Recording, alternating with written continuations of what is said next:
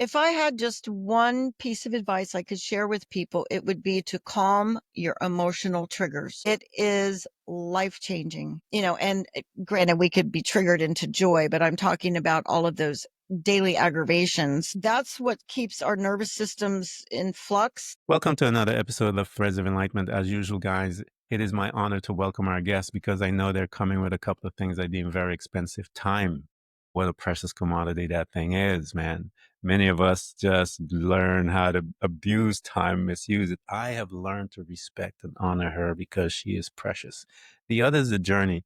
The journey is a powerful created the individual that is before us. Stacie is here, and she is opening and giving us both of these precious commodities, her time and her journey, the knowledge, the insights, and all of the powerful things that were deposited in her. And she's becoming vulnerable before us. And so we honor her and thank her for coming.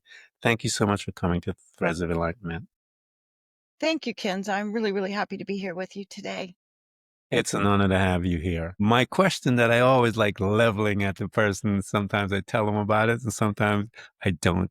And so I wanted to see you because I love your energy already. My question is this, because I tell people we have two journeys in this life that we must go on. The first is the individual journey to get to know who we are. And the second is that interdependent journey where we serve others.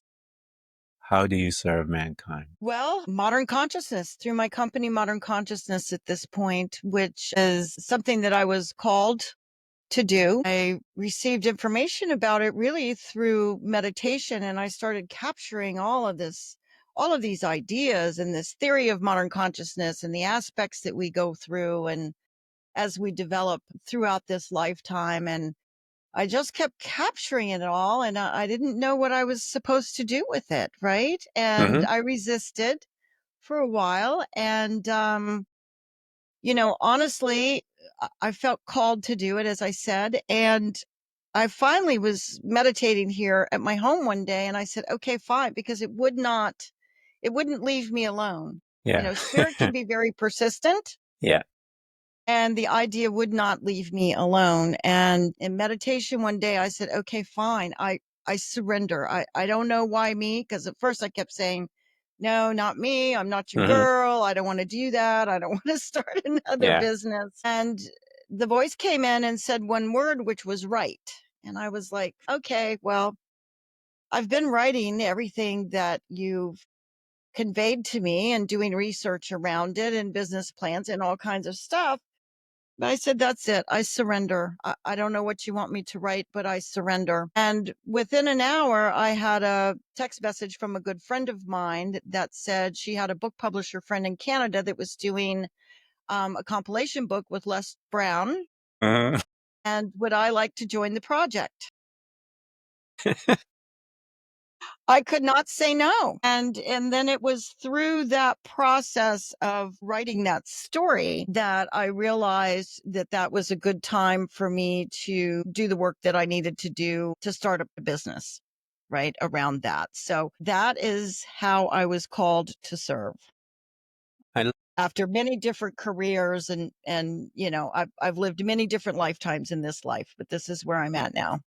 I love the language that you, specificness of your language call. And I've been trying to make my audience aware that everyone has a call or an assignment to do on this planet. You didn't come here to just get a job.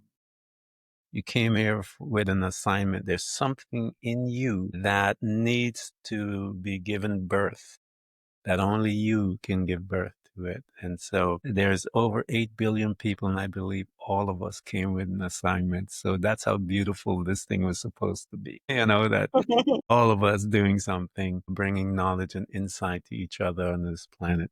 So that terminology to be called. And when one makes one of the most powerful pillars within the personal journey is surrendering.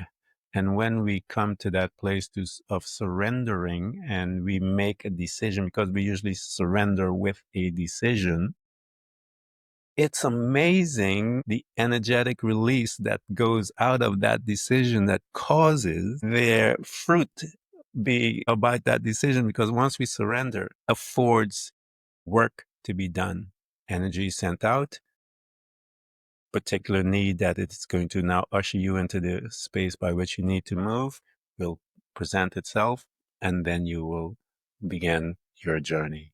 It is a pillar in personal development space that everyone has to go to. Stacie, one of the things that we talk about here at Threads of Alignment is to go back to the beginning of our beginnings, as I tell people. And that's with our family. We learn a couple of things, communication skills. We learn how to communicate with others, how to deal with people. This is where we began to perceive the world. And from our perception, we began to make decisions. What was your family like? My family? Mhm. I had a really good upbringing. I had a very stable, comfortable upbringing in a middle class family. And it was full of a lot of love. My mother and I butted heads quite a bit, but it was still full of love. She always supported me in everything that I chose to do, even if she didn't necessarily agree with it.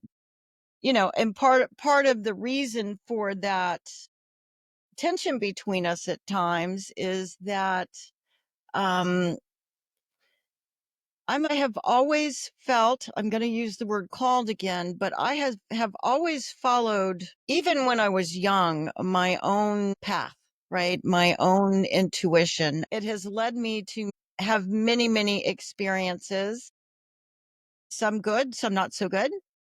But it's part of the reason that I can talk so easily to people, right? I can talk to a homeless guy on the street just as easily as I can talk to people in a boardroom because I put myself in situations where I just had so much exposure to the world. But I had a great upbringing that my parents stayed married until they parted from death.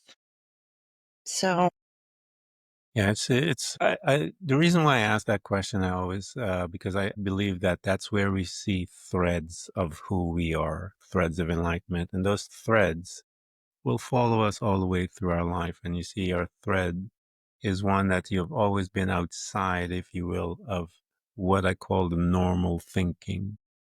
And they always tell us we have to be normal. And I don't like those group at all, those people that are normal, because I find them very boring, one-dimensional people. But those outside of the norm, we are the questioners. We want to know things. We want to explore things. And so when we are in that space, they treat us a little different. So as you're moving through, what was your relationship? Had some little bumpy road there with mom and dad, and you explained about your mom, why you had those. How did you relate to others, your friends and people outside of your family? growing up, I've always had a small circle of friends. I'll put it that way. And then that seems to have carried through with me through life. I generally have a closer, small circle rather than a large circle. I am probably, I'm one of those people. What do they call us? I'm extroverted if I know and love you, right? In certain situations, I'm kind of an there's a term for that. Was it an ambivert or something where you kind of switch between the Yeah, two? I know what you're talking. I'm losing it Yeah, right here. I'm one that needs my personal space and Same here. and social stuff is okay. I enjoy things. I enjoy people where I can have deeper conversations. I'm not big on small talk. It's boring to me. Yeah. Yeah, so I've normally had a small circle of friends as I have moved through life. Likewise, I have a lot of acquaintances. Everyone Mhm. knows me, but my friendship, as far as the people that are close to me, very few. And it's always been that way. I can be social, but I love my peace. I love my solitude, if you will, my awareness. And my family knows that. My friends know that. There are days I will not answer that phone, weeks and whatever, then I'll call them like nothing happened, Yeah. And so that's just me. It's been me all my life. So here you are, Well, you're when you heading, talk go ahead. I was gonna say, when you talk about a thread and you mentioned that you like your peace. So, I believe peace of mind is our greatest personal asset. Yes. And the funny thing about that, and the reason I bring it up as a thread, is even when I was little, I mean, like 5 years old, my parents were active in church and all that sort of thing. And, sometimes they can use the guilt of church, right, to keep you in Hmm. a direction or what have you. But I can remember as a very small child and my mom putting things in the context of behavior, in the context of religion, and me putting my hand on my hip and looking at her and going, you know what? As long as I have peace of mind, I'm good with God. That's fine. If I'm at peace in my mind, it's all good, mama. And I was probably 5 years old when I told her that. Wow. That's a insightful young woman, if you will. As you're heading towards college, which direction did you pick and why did you pick that direction? So I have a funny story around that as well. So my parents, I've always been rather independent. I went to work at 16, even though I didn't have to. I came home and had my folks sign the permission slip that you had to sign as Hmm. a underage to go to work. But the principal office called my parents one day. I was a junior in high school, and it wasn't that I was in trouble. They said, "Did you know that your daughter just walked in here and said if we don't let her graduate this year, she's quitting?" And I hated high school. I didn't Yeah. enjoy it at all. And I had enough credits. I think I had to take one class over the summer and I graduated and did go to school. I went to college for a few years. I quit school. I never finished. My first career, my first decade, 12 years, was in the hospitality industry, which is a nice way to say I was, waiting tables and tending bar. And I was making pretty good money. Ways. And that's what I did until the time that I got married and I thought, I better get an office job. So yeah, I was studying business administration, you know, Yeah. normal And stuff. once you became the normal stuff, because when you're studying in the bar and working in the bar and waitressing and so forth, I think those positions are such a powerful because you learn a lot about mindset, people's mind and how people think. And you get exposed to see some crazy thinking. As this young woman, independent woman growing up and moving in her life, how was she doing with herself, when you recognized that you had to go into normal businesses, if you will? When you made that transition, how was she doing, this young individual? Well, I figured regular hours would be more conducive to married life, and I had a very difficult time finding an office job. People didn't, I remember being in one interview and someone telling me I didn't have people skills and that I didn't have I said, you know what? You go work at a restaurant. You want to talk about people and communication skills. But a friend of my mother's, actually from her church, gave me a job in her office, right, to do Yeah. some light bookkeeping. And, I learned a word processor. And um, she was a very small government contracting firm, woman owned contracting firm, did consulting for the federal government. Mm, Now, how did I do? Within a year of taking that job, she was very small. She had opportunities show up. She had a few people leave under some not so great circumstances, like her daughter in law was murdered. I mean, it was not a good circumstance. Within a year of that, self taught, I had some good mentors, but self taught, I rolled out I'm going to date myself. I rolled out the first IBM PC XT desktops to the entire Department of Health and Human Services. I learned that stuff like this. And that's how my transition went. The initial transition from, tending bar and waiting tables for all those years to the professional world. But I, That's I a always had a lot of confidence in myself, right? Yeah. And I learned it easily. And I never said no. I was never afraid or intimidated to do those things. So I always said yes and figured it out.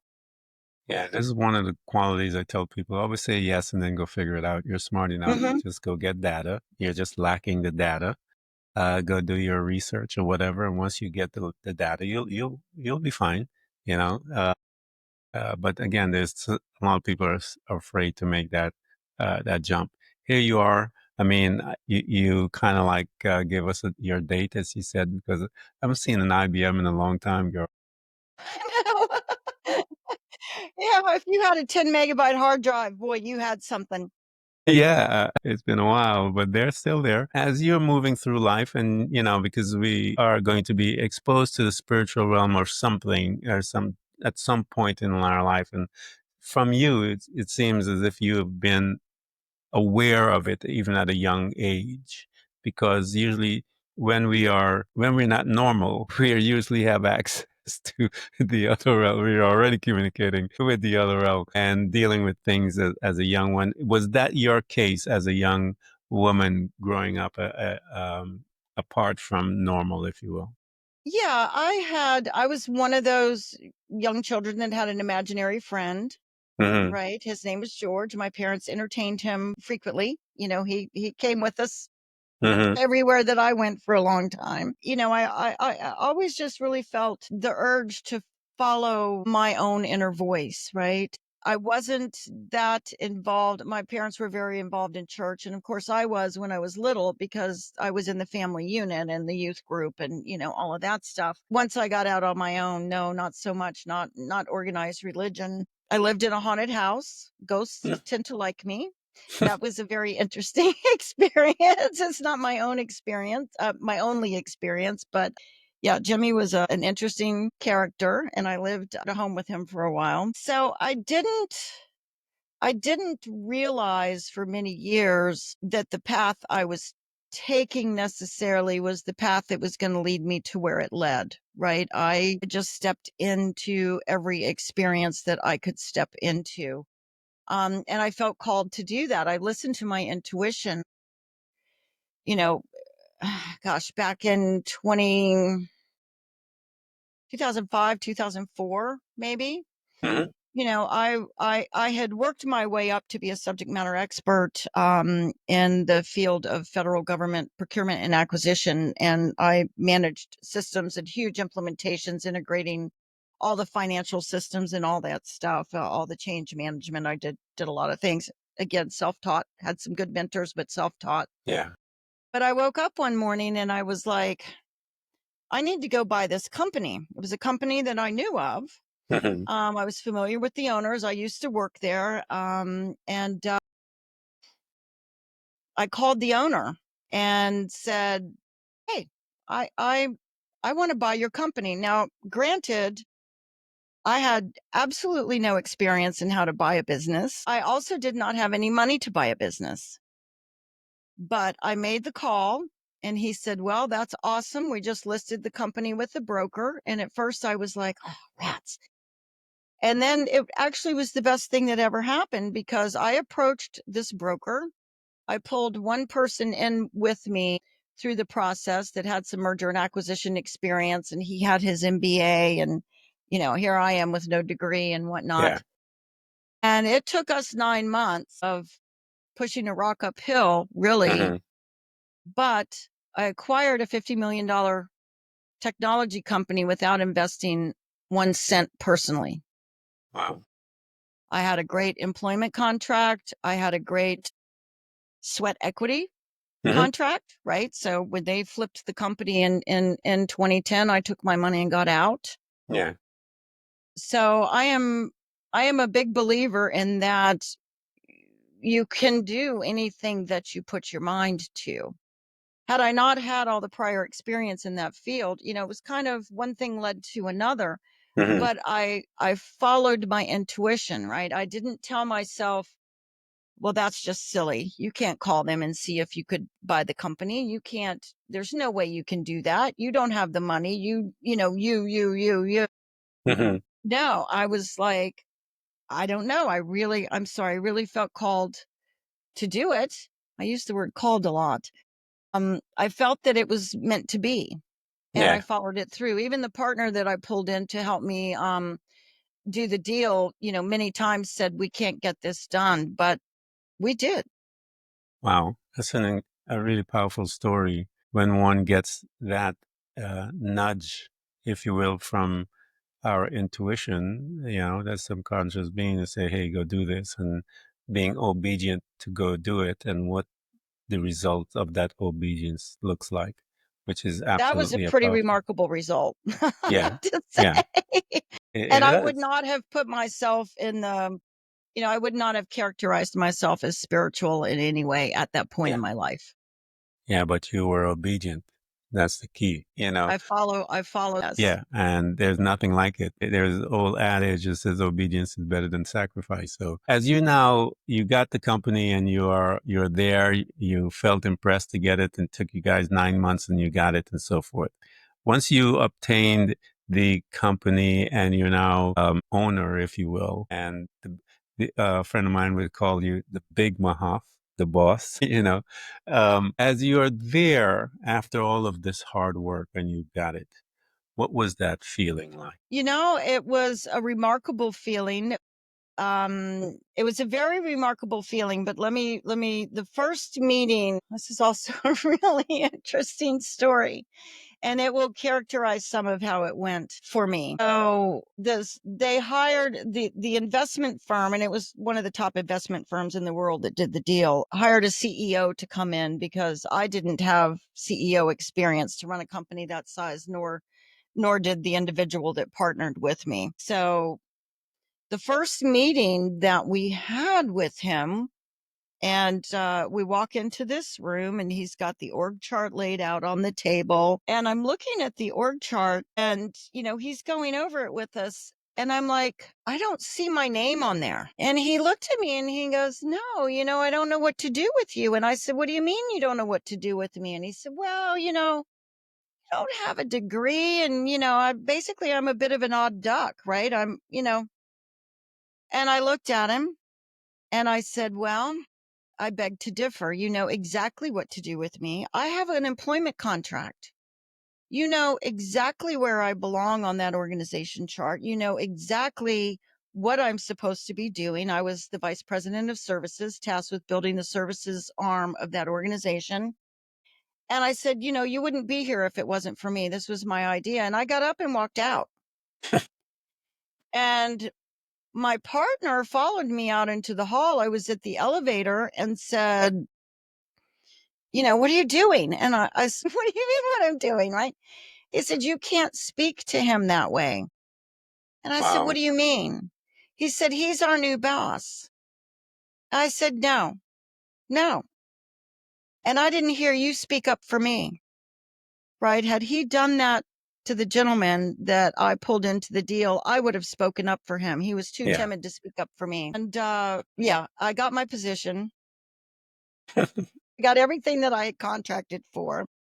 And yeah, toward the end, and I did a lot of things. I had a lot of successes at that company, and they started making some changes and some moves. And I'm like, you know what? When we sell, I'm out, right? So the investment company was flipping the firm.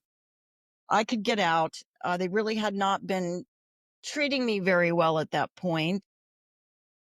They called me. I built this huge services division, and they called me into a high level meeting one day and told me to fire half my staff. And I said, No, you can't, I'm not going to walk out of this room and fire half of my staff. You can't just throw this on me, right? We haven't talked at all. They decided they wanted to be a software company and not a services and this and that. But so I left, but it was interesting because as they were negotiating the deal with the new buyers, they were coming to me and saying, We need you to stay. We need a cohesive management team for this transition, and it's going to look bad if you leave.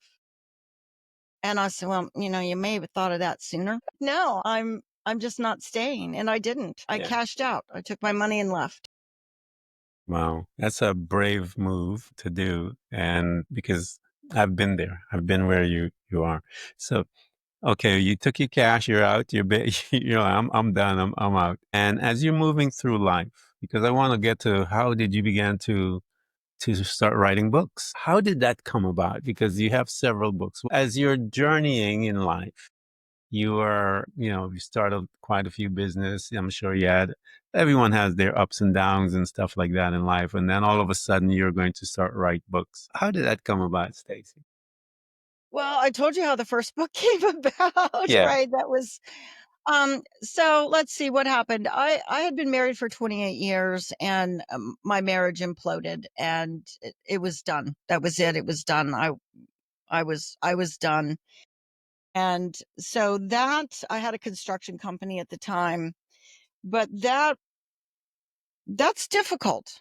When you've been married for 28 years and you think you know what your future holds or sort of what to expect, right? We never know, but I didn't expect to be single. I expected to be retiring with this man and, all this stuff. So that really threw me into a period of I'll have to call it chaos. At first, I'm a real practical and organized person. So at first it was okay, I've got to get a house. I had a company, I do all these things, built my social life, was going out, probably drinking too much, adopted some habits that probably weren't the best at that time. But I realized all of that, and I realized that I was still carrying anger and resentment, and basically it was grief, right? It was grief. And so I sat myself down and had a talk with myself and said, this, is when we get tired of our own BS is when we Yep. make a change quite often. Yeah. And so I'm like, Stacie, you have had to create everything in your life, right? Everything, you created it. Here I was thinking that something was just going to organically evolve, and I dated a little and this and that, thinking something would just organically, the next thing would just sort of organically evolve. And there I would be. And I realized that it was not. And it was at that point that I got very, very serious and deep into personal development. And so that journey, gosh, which is well over a decade at this point, I was fortunate. I had a good paying business. I had people running my construction company because I don't know how to build 5-story apartment buildings, but I had people running the company. So I was 2 years with Tony Robbins as a platinum partner. I've Mhm. taken, I took, I just followed. I learned a lot about a lot of things, right? Energetic healing and, quantum energy and, just all kinds of things, neurolinguistic programming, you name it, I kind of went through it. And it was through that process that I really developed into the person that I am today. And the output of that process was the calling to start this business that I have currently, which is modern consciousness, and the program that I created within this business that helps people chart their unique treasure map to joy. So that's how the books came about. As I had some opportunities present themselves. As I said, the first one was a divine intervention, I'm pretty sure. And I say yes as I go along, right? The last book I did was Mindset Matters with Jack Canfield. That was a great experience. It was a lot of fun. I love Jack. I love Jack too. Yeah, so again, I said yes. And I have so much personal history. It's interesting because I was working with a coach at one point. I've worked with a number of them over the years through this journey of mine. And yeah, I kept saying, well, it's just, she's like, you've done all these things and you've done this. This was the one time in my life that I had a little difficulty having the level of confidence that I used to have when I was younger to do this business because it was a completely different business model, all this stuff.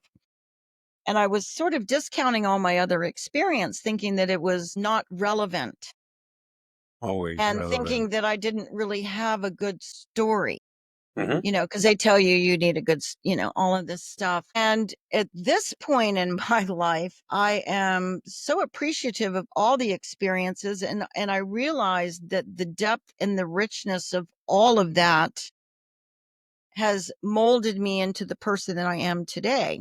I don't Hmm. have any regrets. I've always said no, I wouldn't really have done anything any differently because of what I learned from it. But yeah, that's how that all came about, and it came about after I surrendered in here in this room in meditation, saying, "Okay, fine, I'll do it. I don't know how, but I'll do it." Yeah, meditation saved my life, Stacie. In my personal journey, I was also going through a divorce, and I was all over the place. I had four sons, and I was losing my kids. They were my heart, and that was one of the darkest period of my life. And I did the same thing. I went and partied to try and hide and all the different things. As I began to, after a while, you've done all the partying, you realize that this is not the answer. This is not it. And Not it. when you're aware of that, and you look at the club and you look at the bar, and you're like, "What am I doing here?" That's when you know you have to go a different direction. And I found myself in an ashram somewhere out, getting away from all the crazy stuff and seeking the spiritual aspect of the individual, getting in touch with him, that subconscious being, as they say. And once I began that journey, and again, I had to uncover some darkness, but it was the best journey, best decision I ever made in my life. And I started incorporating meditation into my life, and it was the tool that I gained my sanity. I gained control of my thoughts. And I tell people the power in meditation is that it allows you to pick and choose which thought you will give permission to give birth to in your life. And when I understood that, that's when my life began to change. With controlling my thoughts, taking ownership there before it branches off and become fruit. And so the meditation is one of the most powerful places to be, guys, because just get there. I know many of you, the classical form of meditation, some of you can't do it. Walk. I know meditation. Interviewed a woman that she meditated when she was doing housework. She was vacuuming and not really recognizing that the hum of that vacuum is putting her into I states lost you. that she's able to truly meditate. It was the humming of the vacuum that was taking her into the meditative state. She didn't recognize it. Again, I'm a musician, so I understand sound and what sound, does to an individual. But just find whatever it is. How you meditate, people do yoga, they do all the different things. Use that modality, that tool, to learn how to refine yourself and to become aware of who you are, how powerful you are, and you can hear things. You have an opportunity to communicate as well. So here you are, you're meditating, you had your dark period of the divorce and the shaking of your world, and you began to get in touch with you, the individual. Talk to me about that journey for a little while, because you have to go through this space where you are now reconstructing your life from all of your expectations being destroyed, if you will. The part of a wife that play is over. You are now standing there as this successful businesswoman, and she's alone. All of her expectations are gone, and she's putting her life back together. Talk to us about that, because we have a lot of women out there that may be right there, Stacie, in a divorce, and they're It's very frightening, and I don't know if it's my internet or yours, but it's hitting a little lag every once in a while. So, I had to quiet the voices in my head. And however you need to do that. Meditation is what it brought to me, but I think we have expectations of what meditation is supposed to look like. And to your point, it can look like anything, but it is a matter of starting to well, let me put it this way. When I really first started my journey in personal development, part of it was to figure me out, but I really had this overarching desire to learn more about the human condition in general. Mhm. So when I say peace of mind is our greatest personal asset, the path to that really is acquiring knowledge, but it's not just acquiring the knowledge, it's putting that knowledge to use.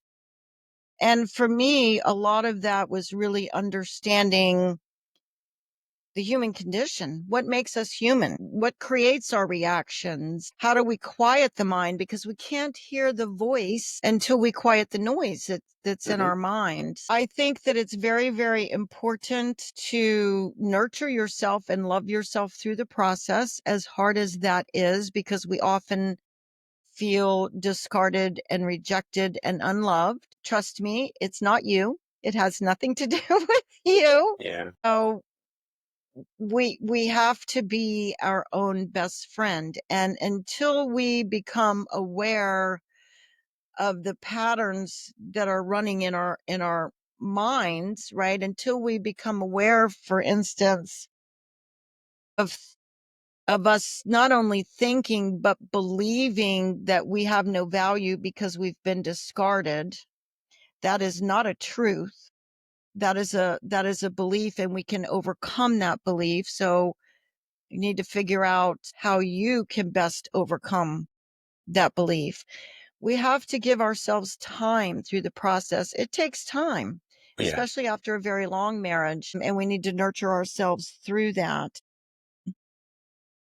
And it's better on the other side. I think that we're so used to quick fixes that we expect it to be quick and that we can just snap out of it, and we can't. You have to kind of unravel all of that, and then you weave those threads back together beautifully Mhm. so that you are a new whole you. Yep, absolutely. And it takes time. It's not a linear journey either. Lord It's knows. ups and down. It's all over the place. It's on the floor crying, screaming, yelling, getting up, laughing. It's all over the place, guys. So don't expect to have this linear relationship with growth. Is not that's And if I might add one thing to that, because I think it's important, I feel compelled to share it. I know I would think to myself, I'd get irritated because something would come up again and I'm like, "Oh my God, I already dealt with that." I've already addressed that, right? Why is it coming up again? It does and it will, but what I realized was that each time that it did, it was a deeper level of yes. healing. I saw, and when I began to greet that with open curiosity rather than frustration, and again, quiet the noise, right? And Mhm. and welcome it and look and investigate it and think about it and ponder it and meditate on it, I would understand what that next level of healing was. I would see something in a completely different manner. Talk to us now. I want to bring us to the beginning now. When you said you surrendered and you were ordered, you volunteered. And let's put it this way, Army volunteer, right? You Army volunteered, if you will, to start this new process, this new approach. When you began to implement that new approach, I know you have to look at yourself first within that framework. And then outside of that, as you began to usher people using it to help them through their pain. Talk to me first as to when you began to put it together and when you saw the results in you, Stacie, as you began to implement it. And then that first or couple individual that you remember, that precious moment, I call it, where we have an opportunity to see birth take place, where we're watching as we having a conversation with that individual and that old mindset, the old perception that they've had that held them in bondage for 30, 40 years, who knows? As you begin to talk to them and usher them through, you're watching it and you know it and they are experiencing it and we are watching birth. And it is one of the most precious things that only a servant gets to see. Talk to your salvation, if you will, your walk with through with your process and with that individual that you remember that comes to mind that you saw that transition. Yeah, when I say I've become a completely different person, it's a pretty remarkable thing. And it was for me individually, and it is when I work with individuals as well, because when we start, it's all habit, right? It's all habit. Hmm. And I'm a really practical gal, right? So I had this vision for this program to create. And I know as it was coming to fruition, and I worked with a couple of coaches along the way too, as I mentioned before, and they'd say, "Oh no, don't do that. Do ABC, do this. You should do business coaching, whatever." Again, I stuck to my ground, and it's a formulaic process, but it's very structured because unraveling ourselves and looking at our lives really needs to be a structured process because we don't always know the questions to ask ourselves. What to look at and what those questions are that start to expand our view. We go through life like this, we Hmm. might open our vision a little bit, but all the goodness is outside of the blinders that we're wearing. And it's interesting because, well, I think one of the things that's most interesting is when you're in a situation and you observe. We always have to observe ourselves, that's one thing, but you observe your reaction or lack of a reaction is really where I'm going with this. And you stop and you go, oh my gosh, a few years ago that would not have been my reaction or lack of a reaction, right? It would have been something completely different. Hmm. And I think when we start to go through the process that I call elevate your life with my clients, and we start to recognize things, and the thing that most people miss, a lot of people miss, are our patterns. And when you can start to see those and acknowledge them and understand that we tend to look at everything disconnected. We need to look at it all holistically. We need to look at each piece, but each piece of our life also impacts every other area of our life. And if you're having an issue in one area, it's showing up somewhere else. It's just disguised. It looks Yeah. different. So it fools us, right? We don't know. So I think that's the beauty of working with someone that can help you see those things. And when the light comes on, it's like, oh my gosh, and we become new or reborn into these awakened, aware people Yeah. one step at a time. Yeah. And that's the beauty of this thing. And I tell people, we are so deep in the experience that we have in our being that'll take this lifetime and maybe another few lifetimes for us to unpack all the things that is us. And so we will, like you said, that incident that we thought we handled comes back, and as you said, when you surrender to it and say, okay, let me look at it, what else is there?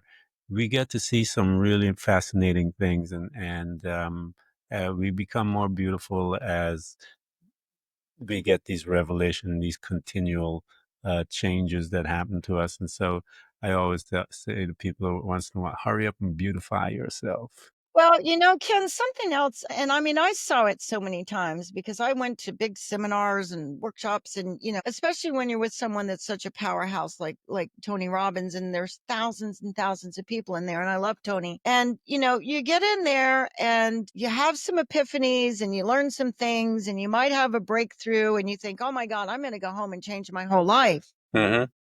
You can't. Mm-hmm. You can, but you can't do it all at once. And I see so many people that go through these experiences and then they're very motivated and they feel so much better when they leave, but they get back to their real world and they don't know how to implement it effectively and Implemented. efficiently into their life. And that's what I do. And that's the process that I break it down. And we have to take small steps. Let's figure out what's going to be the biggest impact for you in a positive way. And sometimes that can be something really small. Mm-hmm. It has the biggest, seemingly small, but it has the biggest impact. But until you put your awareness on it to consciously change that subconscious habit, nothing ever changes. Yeah. Change is not change. My mom would say, change is not change until it changes. Lisa, Right. I love that. Right. That woman, she'd come to me and say these wonderful things. And, now I see the wisdom in most of it. And we call it the mountaintop experience. People go up to the mountaintop and then they come back down into the valley and they don't know how to walk in the valley. It's a different type of energy there. It's where your habits are. It is where all the familiarity are. And you have to learn and now take some of those principles that you have acquired at the mountaintop and learn to implement them every day, every day, every day. And that, again, because of our societal training where we expect everything linear and super fast, like express elevator type thing, Mhm. McDonald's is just doesn't. And I would say this all the time, Stacy. Personal development is not for lazy people. You can't be lazy and interested. It takes a lot of work, a lot of dedication, a lot of resilience. It demands you be present. It demands that you be aware. It requires certain things. And in order to do that, you must be committed to that journey. You cannot be any other way. And as you stated earlier, which one of you want to show up with. Yeah, I think we talked about that before we got on air. So, may I take just a second and share that with your audience? Yeah, we take ourselves with us everywhere we go. So, who do you want to take with you? Right? Do you want to take the grouchy person, the miserable person, the person that always sees fault with everything, the one that judges you all the time? Who do you want to take with you? I prefer to take someone that is joyful, open-minded, is aware of their communication, how they communicate, how they interact with others, and so on and so on. So, we forget, we might think, oh my God, I'm having problems at work and I'm having problems at home and the waitress was nasty to me and the grocery checkout lady was nasty to me. But the one constant in all of that is you. Mhm. Right? So even if the grocery checkout lady is grouchy, it doesn't have anything to do with you. Maybe she just got notified that she has to work late and she's going to miss dinner with her family that night. Or, maybe her mother died 2 weeks. You don't know. So I think the four agreements are huge, right? The don't take anything personally and don't make assumptions. Those two by themselves are huge life changing abilities. Let me ask you this question as we closing out. Mhm. Stacy, you have a mic, and that mic is plugged into all 8 billion plus that of us on this planet. What advice would you give to us? If I had just one piece of advice I could share with people, it would be to calm your emotional triggers. It is life changing. And granted, we could be triggered into joy, but I'm talking about all of those daily aggravations. That's what keeps our nervous systems in flux. And I guess you'll share it on the show notes. I do have a free resource for that on my website, Navigating Your Emotional Triggers. But that is one life changing experience that is available to everybody. And it is, as I said, life changing. Yeah, guys, we're gonna put together everything that Stacy has, all of her links. We're gonna find them. Trust me, we always do. And we will make sure that you have access to her because you need to get into her space, get the books, get all of the things that she has, the programs, get it, guys, because you want to change your life. You hear this woman who has a great deal of experience in her being, great deal of wisdom, and we haven't even touched much of it. We're still at the surface level, picking at stuff with her. There's deepness there. You can tell there are deep waters. And so get the books and get into her space so that you can learn and become whoever you want to become. Become free. There's nothing like being free. There's a cost for it, but it's available for you. Stacy, thank you so much. I love this conversation that we've had, and thank you so much for coming to Threads of Enlightenment. Thank you, Ken. Great to be here. And I loved our conversation too. Thank you. Thanks for tuning in to Threads of Enlightenment with Ken Primus. Hopefully, you're now feeling more empowered to overcome the challenges in your life, whatever they may be. Share that inspiration with others by telling them about this podcast, rating it, and of course, remember to subscribe so you don't miss a single episode. For more connection, you can find us on Facebook and Instagram by searching for Threads of Enlightenment. Until next time, stay enlightened.